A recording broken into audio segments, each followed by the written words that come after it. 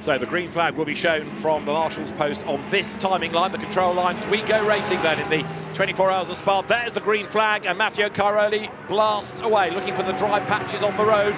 Finds the line up towards La Source, sets the car up, turns through with Alessio Rivera chasing after him. Joel Sturm there in the white Porsche is third.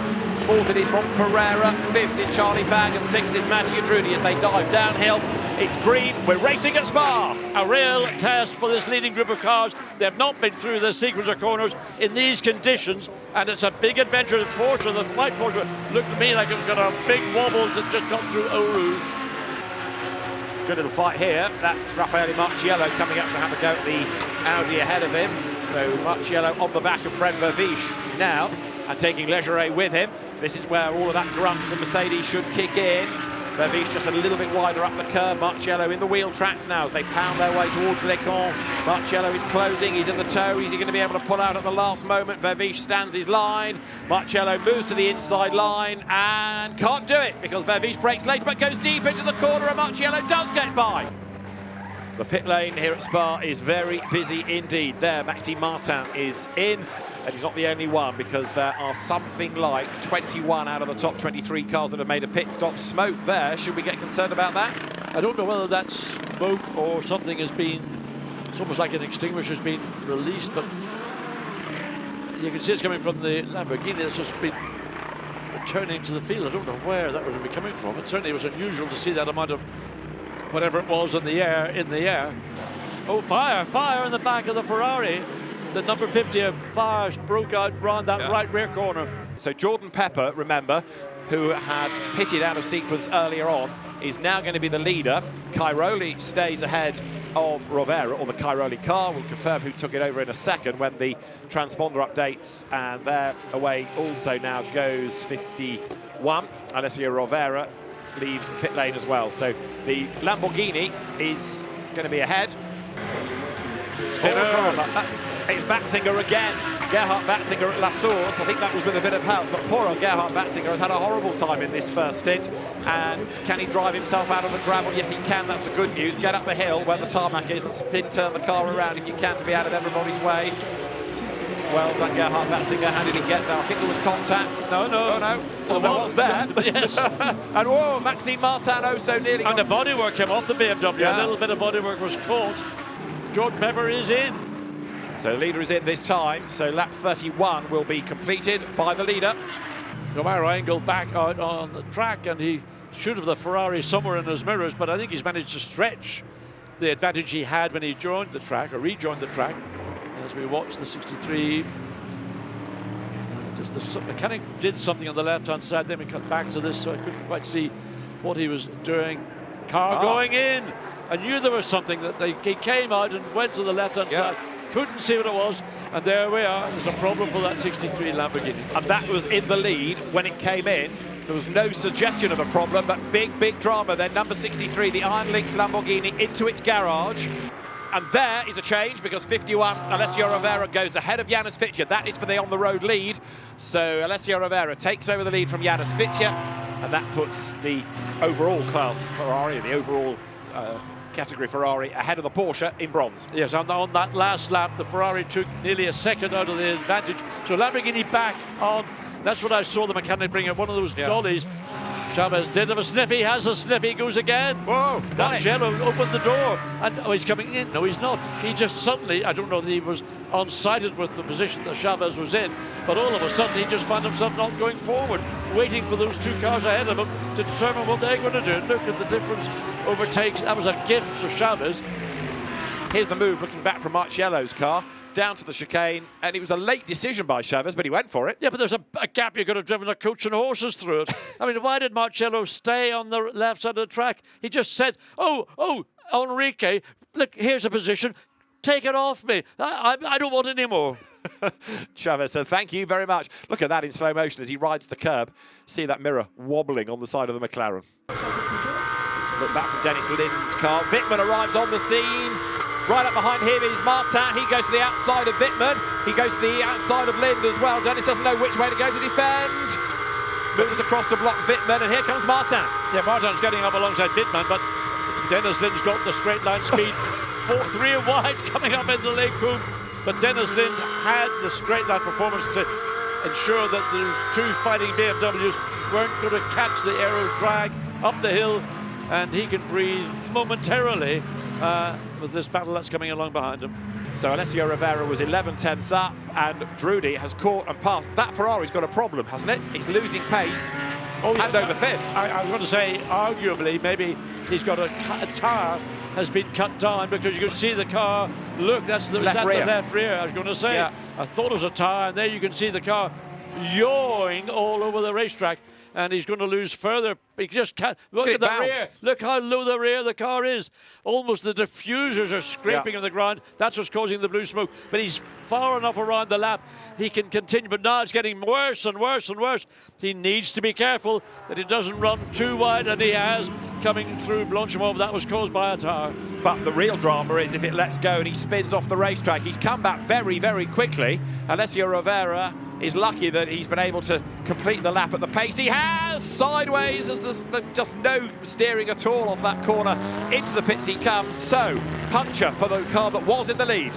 Riding the curb, looking for a gap. 1, 2, 3, 4 back markers to negotiate as they come up towards the timing line. Now, break the beam. Who's got the run in a straight line? Well, Calvin Nanderlinde's going to be the one that's most worried, because he's got 4 cars ahead of him who are going to interfere. Lawrence Van Thor, yes, up the inside. Spin, and the Ferrari has been rotated. Is that the Samantha Tad car? Oh, spin, who's gone off? It's backed into Pouhon. So is that car going to be, the rear wing is slightly deranged, can't quite work out. I want to say it's Audi shaped, but I might be wrong. I wouldn't want to say what it was, but whatever it is, it's backed into the Tech Pro barriers. So we're going to have a quick look and see. It's Mercedes It shaped. is a Mercedes. Wow, now why did that occur? Totally unexpected, and it barely kissed the Tech Pro barrier. So although you have 4 very flat spotted tyres.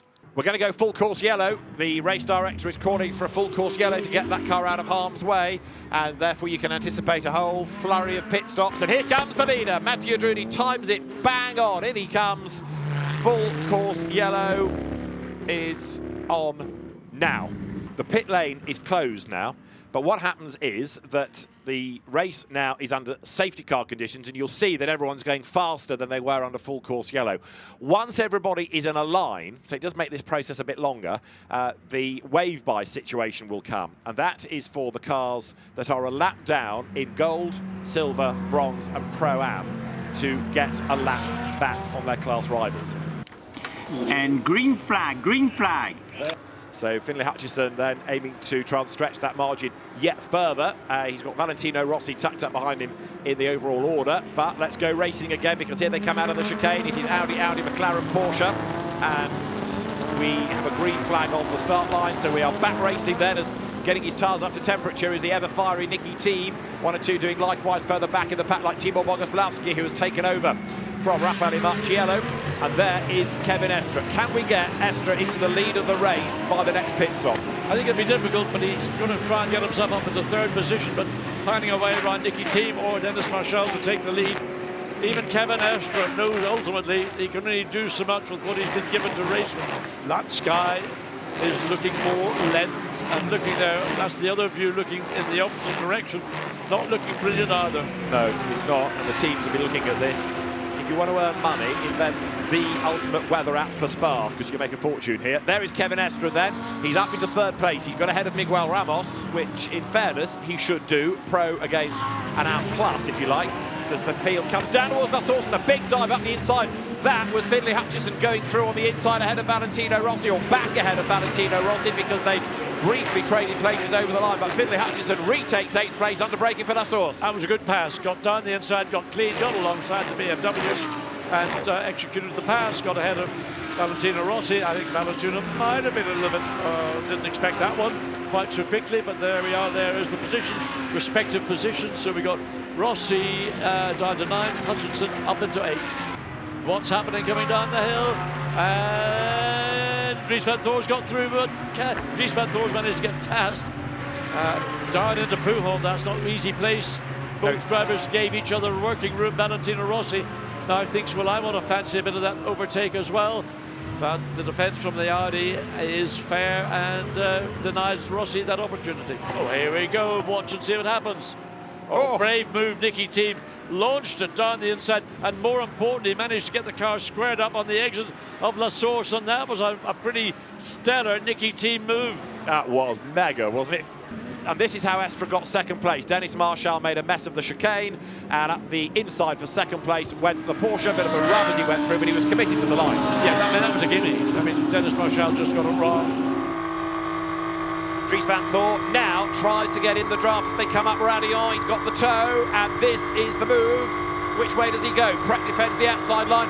Van Thor to the inside line. The space, he's going to have to be late on the brakes, but he's got the job done even before the corner. Through he goes. Dries Van Thor goes 5th in the BMW. A dive to the inside. Is that going to unsettle the Audi? Yes, it is! Porsche up the inside. He's done it at last. Julian Adler goes through. Fantastic. Proper racing. I'm looking at 2 more penalties coming.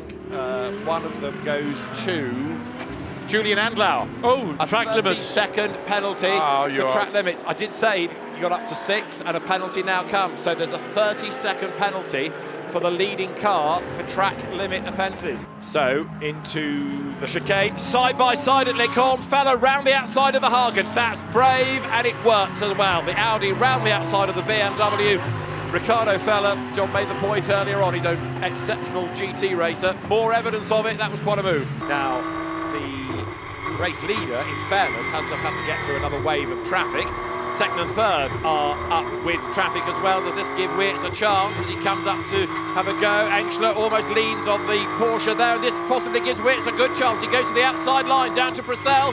The Audi momentarily delayed. Wirtz turns in as he got his nose in front of the Audi. Round the hairpin at Purcell. He comes out, still alongside, but now he's done it on the inside. Charles Wirtz goes second on the road. And when we get to the 6-hour mark, that BMW should be in the lead of the race and therefore take the points. Right, this is the move coming up between the 2 Rover. Oh no, the 998 BMW trying to pick its moment and been fighting for so long with the sister car. Made its way past up into 3rd overall. So for the Ulsterman, Dan Harper, another good move, another sort of notch in his belt, if you will. So we've got a BMW leading the race. That's car number 32, but just showing why he's definitely one of the up-and-coming stars in GT3 racing. Dan Harper making that move, neat, tidy, unfussy, exactly what was required. Okay, there is something up on the exit of Les Cornes. It is car number 4, and which is Felipe Fraga's Mercedes, and another car there, but the 2 dots of the cars are green, yellow and blue. What's that? Well, that's a Vincenzo Sospiri Lamborghini. We had Michael Dorbecker in the pits. That's probably car number 6 by my reckoning. So this is into Les Cornes. There's a Vincenzo Sospiri Racing car, VSR on the rear wing, right up in front. Now what happens next? Side by side, and round it rotates, and there is nowhere to go for the number 4 at all. Very bad luck for the CrowdStrike Racing by Riley entry there. But if you get caught in the gravel, well, look, there is nowhere to go with the Lamborghini spinning in front, and the 3rd car came through. That was the ST Racing car as well.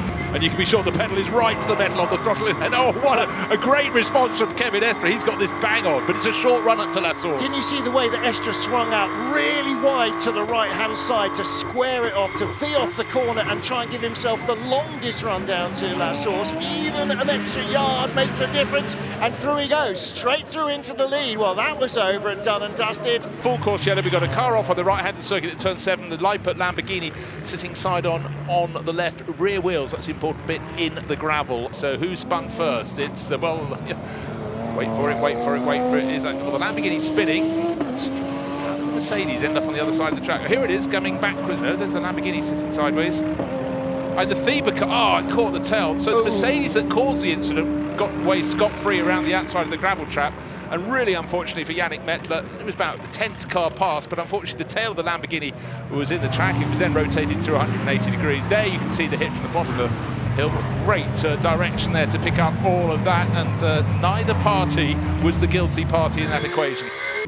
We are currently under full course yellow, triggering a slew of pit stops, and it is because Colin Brown going off in the gold class number 4 car top of the screen. This is down into an exiting compass and loops around on the exit, carried on a tiny bit of extra speed. Here we go on board. It wasn't the speed, it was too much curve on the inside. This is Piff Puff. So this is exit now, Piff Puff, and you're coming down the hill into compass. Yeah, it was. Changed his mind midway round, and I'm afraid that's always going to be the case. Okay, so back to green flag racing. Safety car is safely in the pit lane. Raffaele Marcello leads the man we ride with, Philipp Eng, through the green flag. Julian Andlau, Lauren Heinrich, third and fourth in their Porsches. Charles Weerts in the red and white WRT BMW in fifth. An immediate change. No, Philipp Eng just hands-on from Julian Andlau, trying to pick out whether it was Porsche or BMW headlights. But again, as we've seen from this car, with Kevin Estre trying to get past Dries van Tor on the restart, this time around it's going to be another BMW surely this past. Something flapping just on the front left of bonnet of the Porsche in third place. I wondered actually whether it was the gloved hand of Julian Andlau, like, get out of the way, for goodness sake. Is Mattia Caroli, and we've got probably on the two Kemmel cars straight. involved. That is halfway up the Kemmel straight, and coming through the shot there with the pink top of the... Well, it might be in the cars within the top 10, because we saw the car in 7th place. 998. Okay, Neil Verhagen and Charles Weerts have come together. I thought 5th and 6th. So the field coming up to the top of the straight. This is Marcello leading in, and one car going off to the one side of the track and then coming back across. That would be the BMW, Neil Verhagen's car, slamming across and leaving absolutely nowhere to go there for the Audi in behind.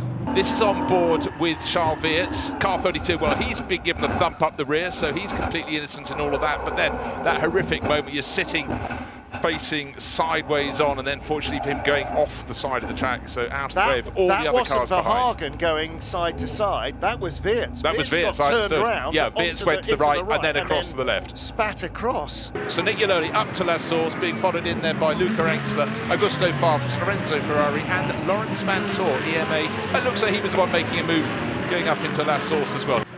As Jeffrey Schmidt running the Sky Tempesta Racing McLaren, getting very, very close to the 188, another McLaren as well, and that's the one that's been doing so well through the course of this race. Oh, dives down the inside. Yeah, that's the 188, the bronze class leader, as was. Before the pit stops, we had Mattia Drudi pulling clear, hand over fist. After the pit stops, nearly 21 seconds is the gap between first and second. Everyone else is trading in tenths of a second, but now Nicky Tim, and he didn't do a bad job in the first stage, the early stages of the race, is into that second place Audi, car number 17, that's run so strongly for Shearer Sport PHX. Let's see what he can do, but Dennis Marshall settling down very nicely in the number 40 Audi, in the lead of the race for the Orange One Trésor team. This is the lead battle, Dennis Marshall versus Nicky Tim, 0.3 of a second last time where they came over the timing line. Is there going to be a dive at the inside? Yes, there is. He pulls out, he has a look. Dennis Marshall has had an error at the chicane in the past, and he goes in deep, and Nicky Tim is crawling all over the back of him then. Now he tries to get a better run out of the corner. He's almost level as they cross the stripe. On the inside line, Dennis Marshall. On the outside line, he's Nicky Tim. That is the end of lap 341, and a new race leader. Through goes Nicky Tim then. He was 5 thousandths back at the line. He's ahead at turn 1. Change for the lead. Audi number 17 is back through. Nicky Tim now should build that advantage. There, side by side for third, down to La Source. Porsche on Porsche. 92 is Estre. Heinrich is in 96. They're going to go toe-to-toe down the hill. There are back markers ahead. Kevin Estre's car needs to grow in with, but Laurin Heinrich gets up alongside him as they dive down the hill, and through he goes. Laurin Heinrich gets one over on Kevin Estre. You don't say that very often. Engstler, Feller and Lauer. That's your top three. Ricardo Feller is very close indeed to Luca Engstler. But they're so evenly matched coming up the hill into Blanchimont. Forget about trying to make a move up the outside or the inside, and his best chance will come when they come up to the braking zone. But it's easy. Oh, and again runs wide. Well, that'll be noted. But there he is, side by side. He's taken the lead. Whether that... Oh, no, he hasn't taken the lead. Not yet, yes, he hasn't. No, not yet, no, he hasn't. Yes, he has. Oh, he got there in the end. Now let's have a look at number 99. This is the Silver Cup Audi, having drama down at the bus stop. It's all locked up. Now, is that a puncture causing that to tip over on one side, or has it had a breakage? The car spins. It's a puncture, all right. There's the tyre off the rim.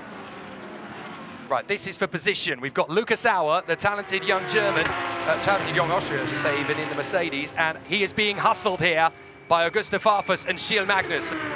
Can the Almanar Mercedes hold on from Augusto Farfus? Lukas Auer, who of course not that many years ago was testing a Force India Grand Prix car. They're going to catch the Grove Porsche at exactly the wrong moment for the Almanar Mercedes. Can the BMW out-drag it and sprint to the braking zone and come around the outside of the chicane? Farfus goes for it, absolutely perfect, but watch for Gilles Magnus. Magnus is going to get past the Almanar Mercedes as well and might just get the throttle application to get past the WRT BMW in the same breath. Hanging on the inside, wait for it in the braking zone.